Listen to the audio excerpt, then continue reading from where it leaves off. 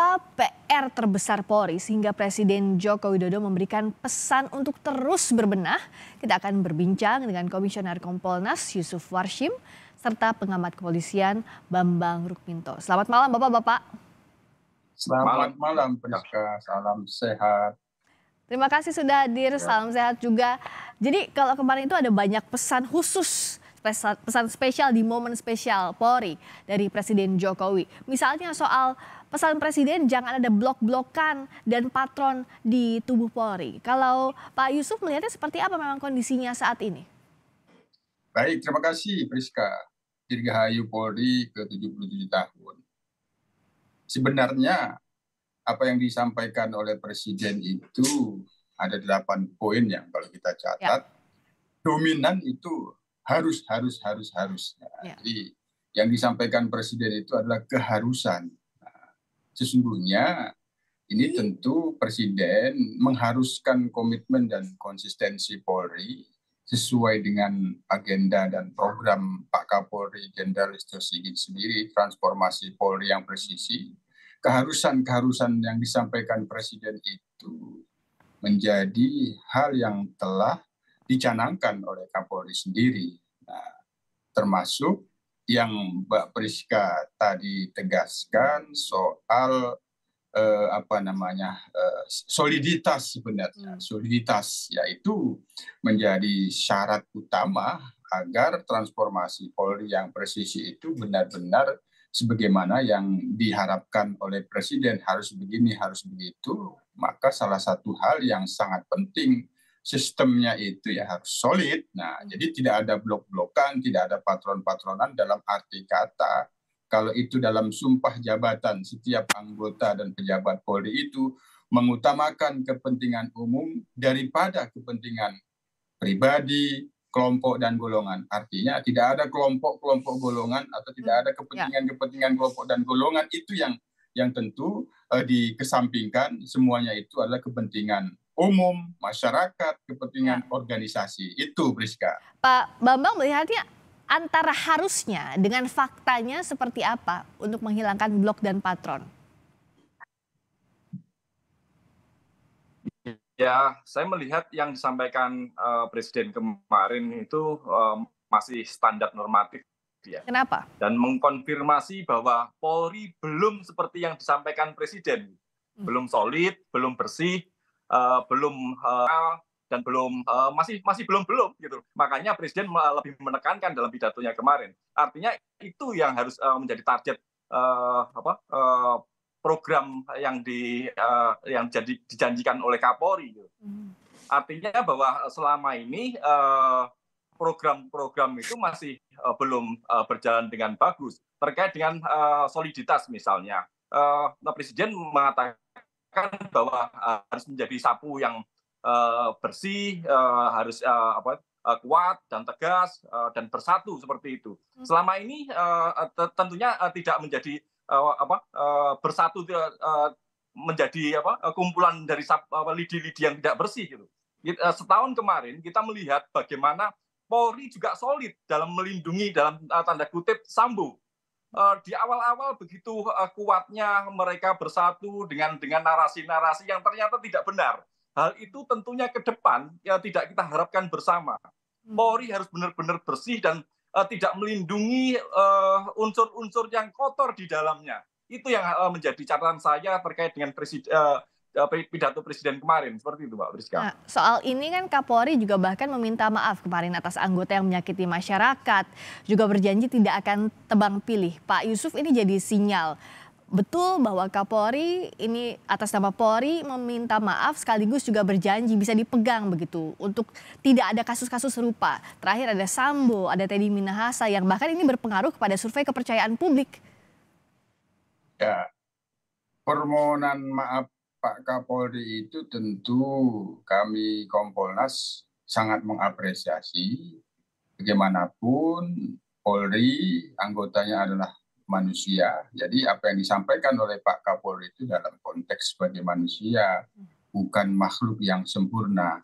Berbagai macam terobosan, inovasi, dan prestasi itu masih saja ada gangguan-gangguan yang itu dilakukan oleh oknum-oknum anggota kepolisian yang itu melakukan pelanggaran-pelanggaran. Namun pelanggaran-pelanggaran itu sendiri sejauh ini Kapolri sendiri sangat tegas agar apa yang terjadi pada oknum-oknum itu tidak ada toleransi ataupun kompromi. Semuanya itu tentu tak luput dari kesempurnaan. Artinya hal-hal yang selama ini belum bisa dilakukan sebagaimana yang dikatakan prestasi yang sempurna, kerja-kerja yang sempurna di dalam melayani, melindungi, mengayomi, dan menegakkan hukum itu, itulah yang diaturkan permohonan maaf.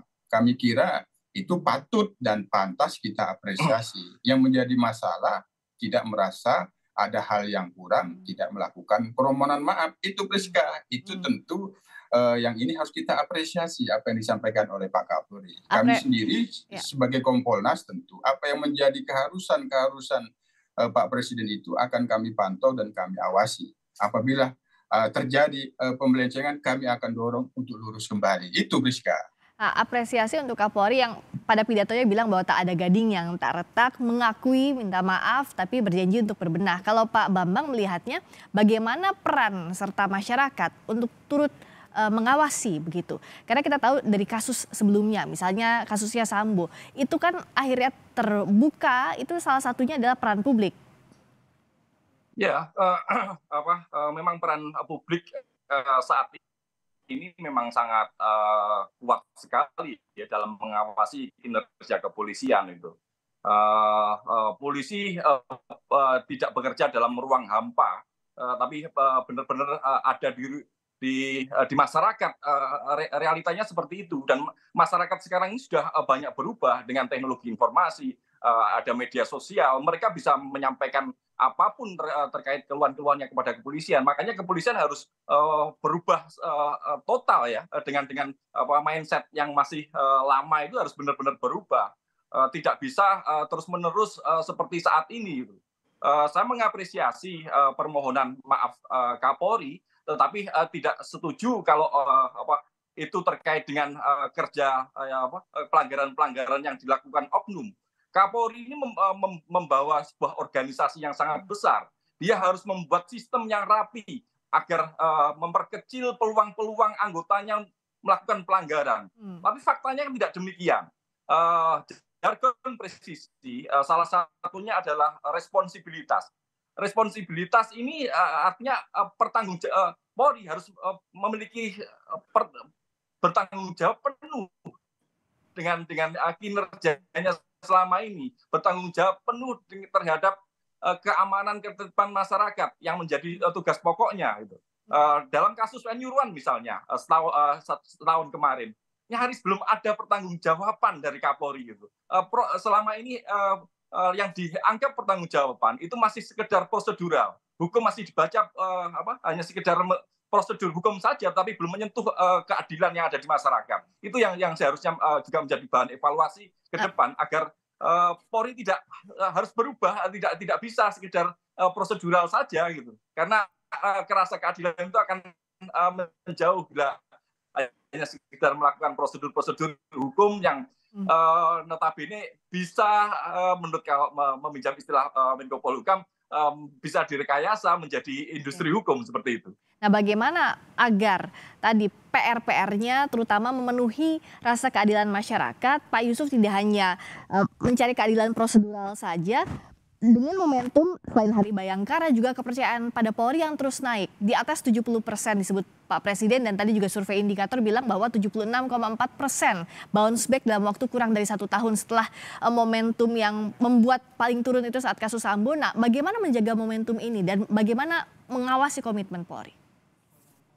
Yang pasti profesionalisme dan akuntabilitas Polri itu tetap harus tegak lurus. Nah, yang menjadi masalah bisa menimbulkan katakanlah itu penyalahgunaan kewenangan karena dia tidak profesional. Maka kami Kompolnas terus memastikan mendorong profesionalisme dan akuntabilitas dalam pelaksanaan tugas itu tegak lurus. Yang kedua, Beberapa waktu lalu, kami Kompolnas melakukan rapat koordinasi pengawasan dengan Polri tanggal 21 Juni, yang temanya itu adalah optimalisasi pengawasan responsif. Nah, pengawasan responsif ini adalah apa yang dikerangkakan di dalam transformasi pengawasan. Tidak hanya pengawasan dilakukan internal dan eksternal kelembagaan seperti Kompolnas ini, tapi ada sistem pengawasan yang dilakukan oleh masyarakat. Apa yang disampaikan oleh Pak Presiden harus hati-hati. Itu tadi, partisipasi masyarakat pada saat ini itu tidak bisa ditutup-tutupi. Dalam konteks penegakan hukum, Polri akan kami dorong penegakan hukum yang responsif. Hukum tidak hanya dibuat oleh yang punya kewenangan untuk membuat hukum, tapi ada partisipasi masyarakat di dalam membuat hukum. Begitu juga di dalam konteks penegakan hukum. Beberapa kasus-kasus yang terakhir ini itu sudah terlihat bagaimana partisipasi masyarakat, dan kami pandang Polri cukup responsif, dan ini terus dioptimalisasikan agar rasa keadilan masyarakat itu benar-benar tegak, Mbak Priska. Polri yang profesional, responsif, juga melibatkan partisipasi publik. Terima kasih Pak Yusuf Warshim, Komisioner Kompolnas. Terima kasih Pak Bambang Rukminto, pengamat kepolisian, telah bergabung di Sapa Indonesia Malam. Selamat malam. Terima kasih Priska, Mas Bambang, sehat. Terima kasih.